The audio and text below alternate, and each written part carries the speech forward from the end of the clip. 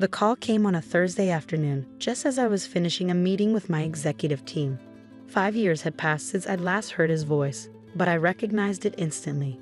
"Julia, please don't hang up. My name is Julia Martinez, and at 35, I was about to confront the man who had stolen everything from me, or at least who thought he had." "Mark," I said calmly, signaling my team to give me the room. "This is unexpected." "I know," he said, his voice tight with desperation. "But I need your help. The company, your ideas, it's all falling apart." I leaned back in my chair, enjoying the irony.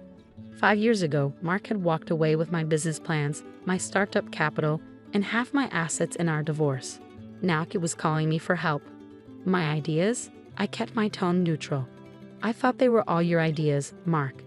Isn't that what you told the investors?" He had the grace to sound uncomfortable. "Look, I know I handled things badly." "Badly?" I cut him off. "You stole my business plan for an eco-friendly home goods company, convinced our investors I was unstable during the divorce, and launched everything under your own name. I'd say badly is an understatement." "Julia, please, I'll admit everything. I'll make it right. Just help me save the company. You're the only one who really understands how it all works." Of course I understood how it worked. I'd spent 2 years developing the business model while Mark worked his corporate job, nodding along with my ideas, offering suggestions, all while quietly meeting with patent lawyers behind my back. "Send me the financial reports," I said finally. "All of them, then we'll talk." After he hung up, I sat in my quiet office, thinking about the path that had led to this moment. The late nights working on business plans while Mark encouraged me to follow my dreams. The carefully cultivated relationships with eco-conscious suppliers. The innovative designs for sustainable household products that would change how people thought about everyday items. Then came the day I found the emails between Mark and his lawyer discussing how to patent my ideas before I could. The day I discovered he'd been meeting with our potential investors, painting me as an unstable dreamer while positioning himself as the business-savvy realist who could make it all work. The divorce had been ugly. Mark had played it perfectly. The concerned husband worried about his wife's grip on reality. By the time it was over, he had everything. The business plans, the investor contacts, even our house. I left with nothing but my determination and a secret he never discovered. My phone buzzed. Rachel, my best friend and now chief operating officer. "Well?" she asked when I answered. "Was that the call we've been waiting for?" "It was," I confirmed. "He's desperate." "Perfect." I could hear her smile. "Should I set up the meeting?" "Not yet. Let's see what the financials tell us first." Rachel had been there through everything. The discovery of Mark's betrayal, the divorce, and most importantly, the planning that followed. She knew what this moment meant. The financial reports arrived an hour later. I spread them across my desk, but I already knew what they would show. After all, I've been watching Mark's company, Davidson Eco Homes, very carefully for the past 5 years. I'd seen him take my careful, sustainable business model and push it too far, too fast. He'd expanded recklessly, compromising on the eco-friendly materials I'd sourced to cut costs. The products looked good but weren't built to last. The opposite of everything I'd envisioned. Now it was all catching up with him. Customer complaints were mounting, retailers were returning defective merchandise. The carefully crafted image of sustainability was cracking, revealing the profit-driven reality underneath.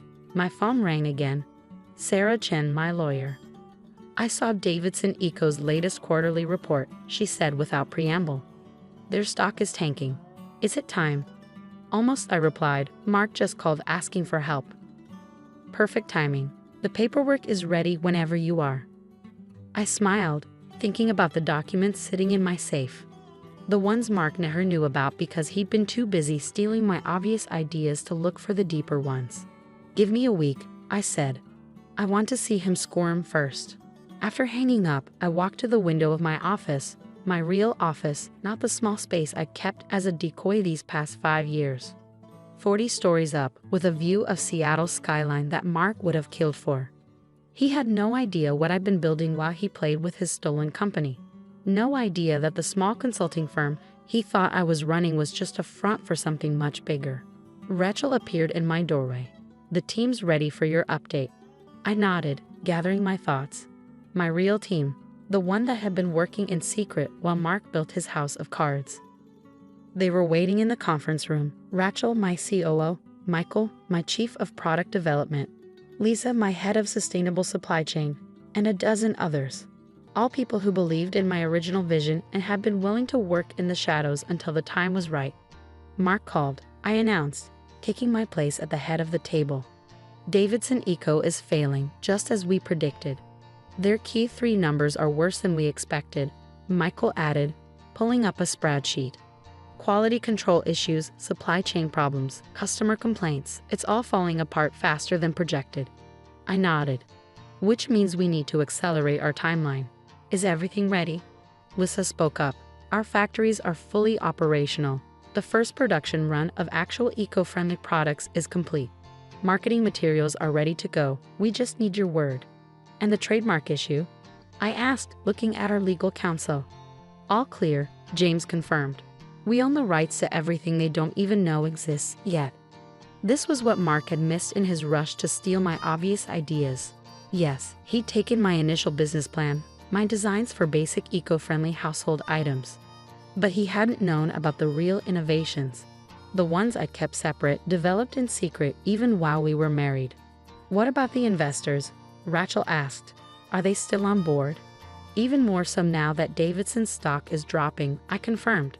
They've seen the problems with his approach and they're ready for something authentic. The meeting continued as we refined our plans. 5 years of preparation was about to pay off, but timing would be crucial. Later that evening, as I reviewed Mark's financial reports, my phone buzzed with a text from him. Have you looked at the numbers? When can we meet? I took my time responding, making him wait just like he'd made me wait 5 years ago when he was stealing my dreams. Finally, I typed, tomorrow, your office, 10 a.m. His reply came instantly. Thank you, Julia. You won't regret this. Oh, but he would regret it. He just didn't know it yet. That night, I pulled out my old journals, the ones where I first sketched my business ideas. Mark had stolen the surface plans, the obvious concepts, but he'd missed the real innovation hidden in those pages, the technology that would revolutionize how sustainable products were made. While he'd been building a company based on marketing and appearances, I'd been developing something real, something that would make his stolen ideas look like child's play. Rachel called as I was getting ready for bed. Are you sure you want to meet him at his office? She asked. We could do this on our turf. No, I said, thinking about the expensive office Mark had built with my stolen ideas. I want to see his face when it all falls apart in his own territory. Just be careful, she warned. He manipulated you once. That was a different me, I reminded her. He has no idea who he's dealing with now. After we hung up, I stood in front of my closet, selecting my armor for tomorrow's battle. Not the conservative business suits I'd worn when playing the role of small-time consultant. Tomorrow called for something else, something that showed exactly who I'd become. I chose a dress in deep red, the color of power and warning. Let him see what he'd underestimated. Let him remember this moment. My phone buzzed one last time, a message from Sarah. Final paperwork is ready. Are you sure you want to do it this way? I thought about Mark's voice on the phone, the desperation he couldn't quite hide. Thought about the years I'd spent rebuilding while he played with my stolen ideas like a child with a new toy. I'm sure, I replied. It's time he learned what it feels like to lose everything. Tomorrow would change everything. Mark thought he was asking for help saving his company. He had no idea he was walking right into the trap I'd spent 5 years preparing. Sometimes revenge isn't about destroying someone. Sometimes it's about letting them destroy themselves while you build something better from the ashes they left behind. Mark's office was exactly what I expected, all glass and chrome, designed to impress rather than inspire. The reception area featured a wall of awards and press coverage, most praising his innovative approach to sustainable living. I smiled, noting the signs of cost-cutting even here. The plants were plastic, not the living walls specified in my original designs. The furniture was fox leather rather than the sustainable materials I'd sourced.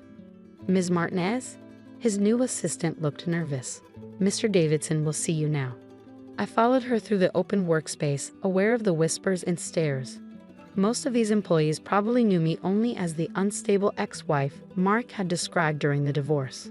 Mark stood as I entered his office, and I saw the years hadn't been entirely kind to him. His hair was grayer, his face more lined. Success, it seemed, had come with a price. "Julia," he said, coming around his desk. "Thank you for coming. You look great." "Let's keep this professional," I said, taking his seat before he could attempt a hug or handshake. "Show me what's going wrong." For the next hour, he laid out the company's problems. Quality control issues with their Chinese manufacturers, customer complaints about products falling apart, retailers threatening to pull their lines, the stock price in free fall. "We've tried everything," he said, running a hand through his hair. "New suppliers, better quality control, marketing campaigns to rebuild trust. Nothing's working." I nodded, looking through the reports scattered across his desk. "Because you can't market your way out of fundamental flaws." "What do you mean?" "Your entire business model is flawed," I said bluntly. "You took my designs for truly sustainable products and cut corners to maximize profits. Now it's catching up with you." He flushed. "That's not." "It's exactly what happened." I cut him off. "But here's what you really don't understand. Those original designs? They were just the beginning." His face changed slightly. "What are you talking about?" I pulled out my tablet and opened a file. "While you were busy building this," I gestured around his office, "I was developing this." I turned the screen toward him, showing him patents, designs, and manufacturing processes he'd never seen before. His eyes widened as he scrolled through the documents. This is revolutionary," he said finally. "Why didn't you tell me about these when we were married?" "Because I knew what you'd do with them," I replied simply. "Just like you did with everything else." He sat back, studying me. "So what are you proposing? A partnership? You help save Davidson Eco, and we implement these new designs." I laughed, the sound sharp in the quiet office. "No, Mark. I'm not here to save your company. I'm here to buy it." "What?" I pulled out another document, the one Sarah had prepared. "My company, Phoenix Sustainable Technologies, is prepared to make an offer for Davidson Eco's assets. Given your current stock price and mounting problems, I think the board will find it very attractive." "Your company?" He stared at me. "The consulting firm?" "That's just a front," I said, enjoying his confusion. "The real company has been operating in stealth mode for 5 years. We have factories ready, supply chains established, and products tested. We're ready to launch, we just need a distribution network. Like, say, the one you built with my stolen ideas." His face darkened. "You planned this? All of it?" "I learned from the best," I replied coolly. "You taught me how to play the long game, remember?" He stood abruptly, pacing behind his desk. "The board won't agree. They'll never sell to you." "Actually," I said, pulling out my phone, "they already have." I showed him the email that had arrived this morning, confirmation from the board that they had reviewed my offer and wanted to proceed with due diligence. "How?" he demanded. "When?" "I've been meeting with them quietly for months," I explained, showing them what Phoenix has developed, explaining how we could turn things around. "They're business people, Mark. They see the writing on the wall." His face had gone pale. "This is revenge." "No," I corrected him. "This is business.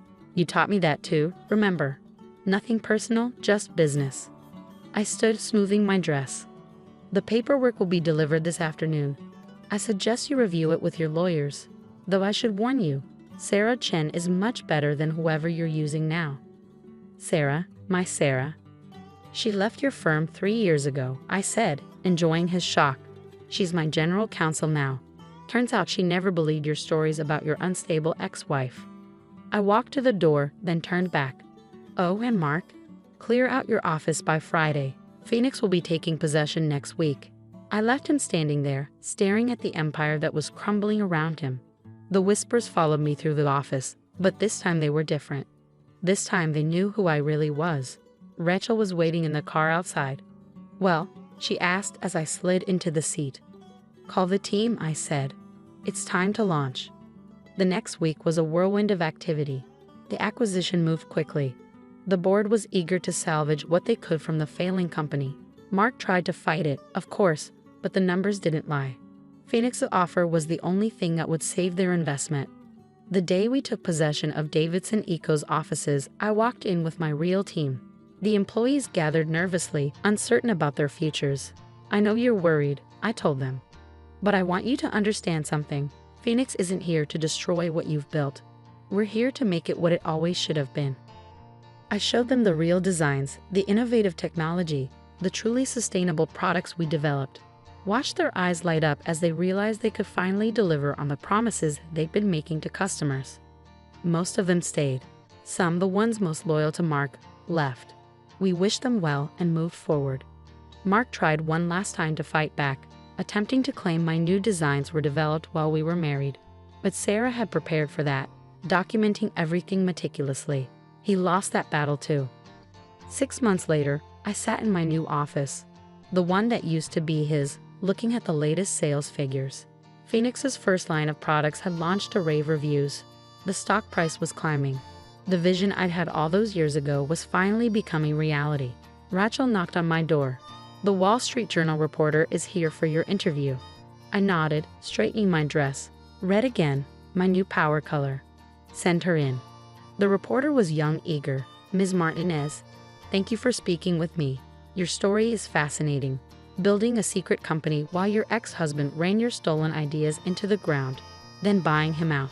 It's like something from a movie." I smiled. The truth is often stranger than fiction. "What made you decide to do it this way?" she asked. "Why not fight him immediately after the divorce?" "Because sometimes the best revenge isn't about fighting," I said. "It's about building something better. Something real." After she left, I stood at my window, looking out at the city. My phone buzzed. A text from Mark. "You won. Are you happy now?" I thought about the journey that had brought me here. About the woman I'd been 5 years ago, devastated by betrayal, and the woman I was now. About the difference between revenge and vindication. "I was always going to win," I texted back. "You just didn't know what game we were really playing." Then I turned off my phone and went to meet with my team. We had real work to do, building something that would last long after the story of betrayal and redemption was forgotten. Because in the end, success isn't about beating someone else. It's about becoming who you were always meant to be, even if someone else's betrayal is what finally pushes you there. Sometimes the best revenge is simply becoming exactly who they said you couldn't be.